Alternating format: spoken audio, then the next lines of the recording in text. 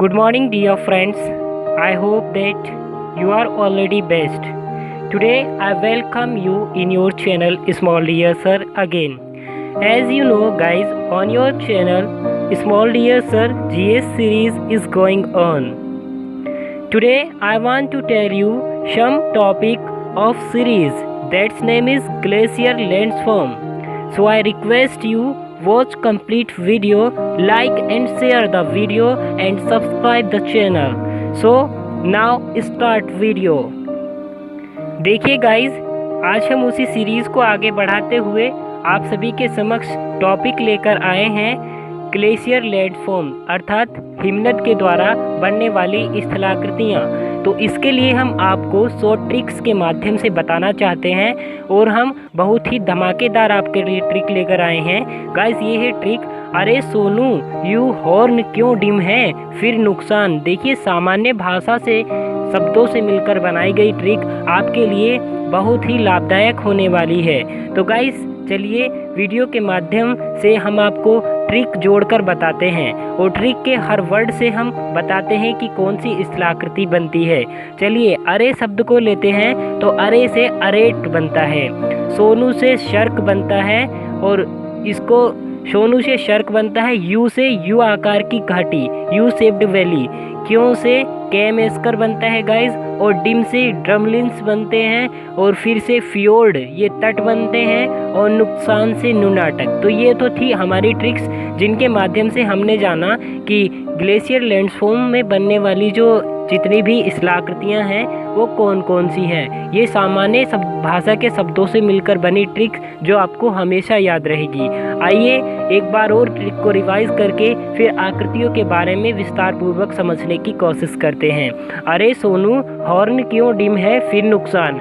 अरे से अरेट, सोनू से शर्क, यू से यू आकार की घाटी, डिम से ड्रमलिन्स, फिर से फियोर्ड और नुकसान से नुनाटक, क्यों से केमेस्कर। देखिए गाइज, अब जो मेन इसमें इम्पोर्टेंट आकृतियां हैं उनकी बात कर लेते हैं। इम्पोर्टेंट सबसे पहले यू शेप्ड वैली। देखिए, हम यू शेप्ड वैली की बात करें तो जो हिमनद होता है, जो नदी अपनी युवावस्था में जो वी शेप्ड वैली बनाती है, हिमनद उसे काटकर घाटियों के तल से अपरदित कर देता है और चौड़ा कर देता है। फलस्वरूप इसका आकार अंग्रेजी के यू अक्षर के समान प्रतीत होता है, इसलिए इसे यू शेप्ड वैली कहा जाता है। देखिए गाइस, ये हम आपको डायग्राम से दिखा रहे हैं। जब पर्वतीय क्षेत्रों में वी शेप्ड वैली बन जाती है नदी की युवावस्था में, तो जब हिमनद एक जगह से दूसरी जगह मूव करता है तो वह ऐसी घाटियों के तल को काट छाट देता है और इस प्रकार उनके तल को चौड़ा कर देता है और बनी हुई आकृति अंग्रेजी के यू अक्षर के समान प्रतीत होती है, इसलिए इसे यू शेप वैली अर्थात यू आकार की घाटी कहा जाता है। नेक्स्ट, हिमगहर अथवा सर्क, ये इम्पोर्टेंट आकृति हैं जो हम आपको समझा रहे हैं। देखिए, ऊंचे पर्वतीय ढालों पर हिमनद के द्वारा अपर्दन से बनी अर्धवृत्ताकार आरामदायक कुर्सी की भांति आकृति को हिमगहर कहा जाता है। नोट करने की बात यह है गाइस कि इस हिमगहर को ही जापान में या फ्रांस में शर्क कहा जाता है। देखिए, हम आपको इसका एग्जाम्पल भी देंगे, लेकिन इससे पहले हम आपको इसका डायग्राम दिखा देते हैं। देखिए, डायग्राम के माध्यम से आप समझने की कोशिश कीजिए। ये एक आरामदायक कुर्सी की भांति है। अगर आप यहाँ से देखें, देखिए आरामदायक कुर्सी की भांति प्रतीत होता है।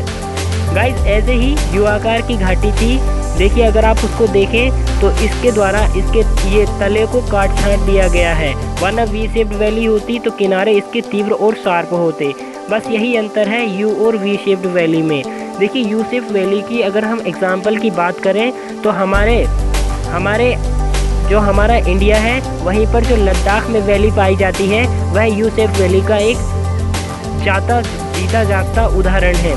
गाइस, नेक्स्ट देखिए हिमगहर शर्क। इसका जो एग्जाम्पल है वो आयरलैंड के विकलो प्रांत का ऊपरी भाग जो है वो हिमगहर अथवा शर्क का उदाहरण है। तीसरा इम्पोर्टेंट फैक्ट है जो आपको हम बताना चाहते हैं वह है लटकती हुई घाटी अर्थात हैंगिंग वैली भी बोला जाता है इसे। देखिए, मुख्य हिमनद घाटी पर सहायक हिमनद घाटी लटकती हुई प्रतीत होती है। मतलब जो मुख्य घाटी है हिमनद की, उसके ऊपर एक सहायक घाटी लटकती हुई प्रतीत होती है। तो गाइस, इस प्रकार लटकती हुई घाटी कहा जाता है उस बनने वाली शेप को। तो ये थी मेन 3 इम्पोर्टेंट आकृतियाँ जिनको हमने आपको समझाने की कोशिश की, जो एग्ज़ाम की दृष्टि से इम्पोर्टेंट है। और ट्रिक्स के माध्यम से हमने आपको सभी समझा दिया है। अरे सोनू, यू हॉर्न क्यों डिम है, फिर नुकसान।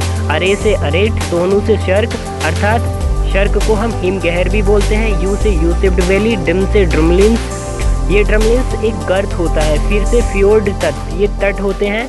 नुकसान से नुनाटक, क्यों से केमेस्कर।